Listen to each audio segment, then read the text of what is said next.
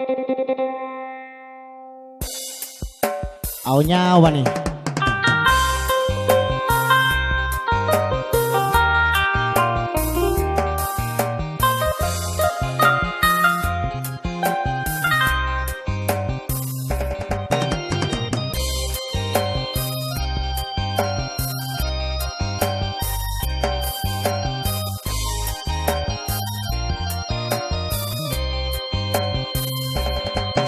ตั้งแต่มือเฮาอยู่ด้วยกันน้องสำคัญกว่าอายกว่าไผสัญญากันไว้พร้อมมือใดเฮาสิจัดงานแต่งอายหักเจ้าหักแห้งแพงหลายอายยอมตายแทนได้เดล่ะบ่เชื่อเลยว่าเฮาสิมังกันก่อนแต่งบอกไอ้บ่เหตุผลของเจ้าทักสองเฮามันยังขาดบนใดที่อยู่กับอายน้องนั้นย่านอายพาไปกินเกลืออยู่กันมาเกือบปีอายบอกเคยขัดใจเจ้าวันผิดวันเสาร์เจ้าอยากไปใส่อายตามใจทุกเชื่ออายบอดีบอนใดคือจังทำให้กันคักแท้นอหรือเจ้าลิ้นบ่พอยังอยากเป็นโสดบ่พอมีคู่ตายเจ้าอยู่กับอายจะอยู่กับไผอายยังบ่ฮู้บอกมาเบิ่งดูสิสารต่อหรือบ่พอสำนีอายสิโทรหาพ่อกับแม่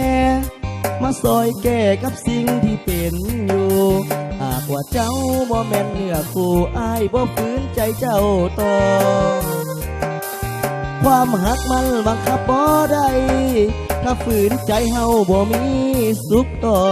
หากว่าเจ้ายังลิ้นบ่พอกะเสือลิ้นต่อศาลา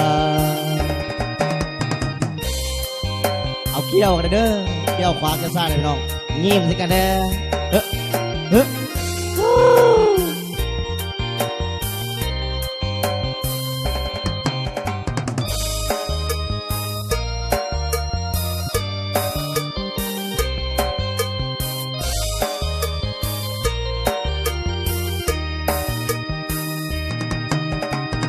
อยู่กันมาเกือบปี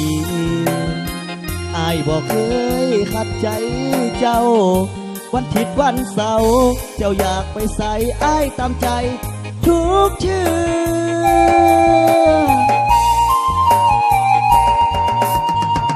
อายบอดีบอนใดคือจังทำให้กันคักแท้นอหรือเจ้าลิ้นบ่พอยังอยากเป็นโสดบ่พอมีคู่ตายเจ้าอยู่กับอายจะอยู่กับไผอายยังบ่ฮู้บอกมาเบิ่งดูสิสารต่อหรือบ่พอสำนีอายสิโทรหาพ่อกับแม่มาซอยแก้กับสิ่งที่เป็นอยู่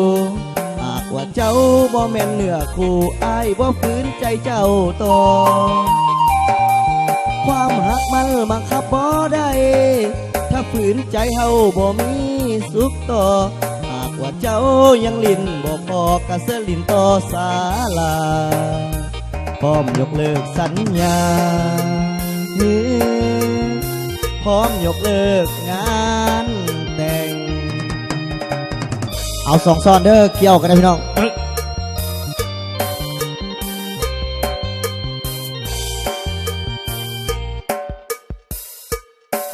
เอาเปลี่ยนจังหวะเลยเด้อ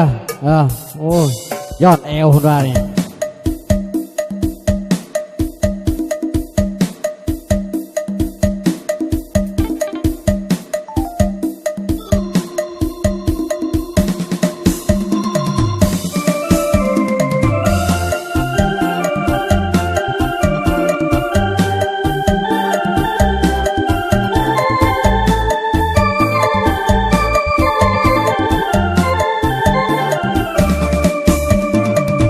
เขาสะเทือนใจเอ่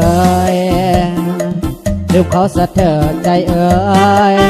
อย่าเลยหักเขาอีกต่อไปเขานั้นบอกหักเขาเขาจึงทำลงได้ให้ใจจงลืมเขาสิ้นเสียทีลืมเขาให้สิ้นจากใจลืมเขาให้สิ้นจากใจเก็บไว้มันหนักหัวใจแทบจะขาดให้เขาปล่อยเสียทีชาตินี้เขาปล่อยเขาไปสุดอะไรแม่หัวใจแทบจะพังเป็นดังให้เป็นไปถอดแต่อย่าอาวรให้กายบางบนเกิดเป็นคนเฮาต้องคิดได้แต่ใจนั้นสิ่งมงมวลจะไปเลยล้วนตั้งใจให้ใหม่คนมีหัวใจที่ร้องแล้ว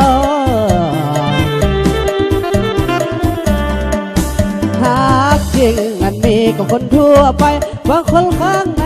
มีทางฮักจริงฮักหลอกตัววาสนาเกิดมาสาธิซ้ำสอบก็เฮาฮักจริงอยู่ดอกแต่เขานั้นหลอกให้เฮาเสียคนขอหอกให้ใจนั้นจงลืมเขาความฮักเนาจะปล่อยไหลลงทะเลแต่ขาดมานานหลายปีจากคนอย่างเสียหัวใจมันพังมันเพลาเปขอไปให้ไกลตัดใจให้เลี้ยวขอสะสิ้นตายเป็นดินอายนี่ก็เจอคนมาถือความหักหรือเป็นเวรอายผู้คิดนำจุดเป็นกรรมของเขาปากก่อนกลับมาวันก่อนหัวใจอายเกี่ยวให้เด้อเกี่ยวซ้ายเกี่ยวหัวให้เด้อ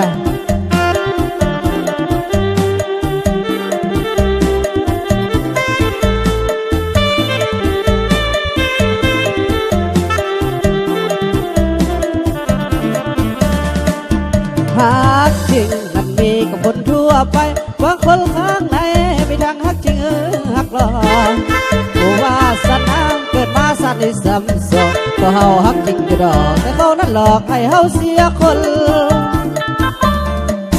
ขอห้องให้ใจนั้นจงลืมเขา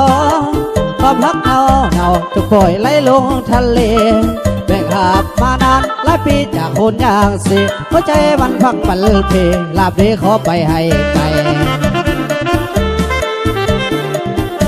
ตัดใจให้เลี้ยวเขาสะสิ้นตายเป็นดินอายนี่ก็จือคนมาถือความหักลิ่นเป็นเพลอายผู้คิดนำจะเป็นกรรมของเขาปากก่อนกลับมาวันก่อนหัวใจอาย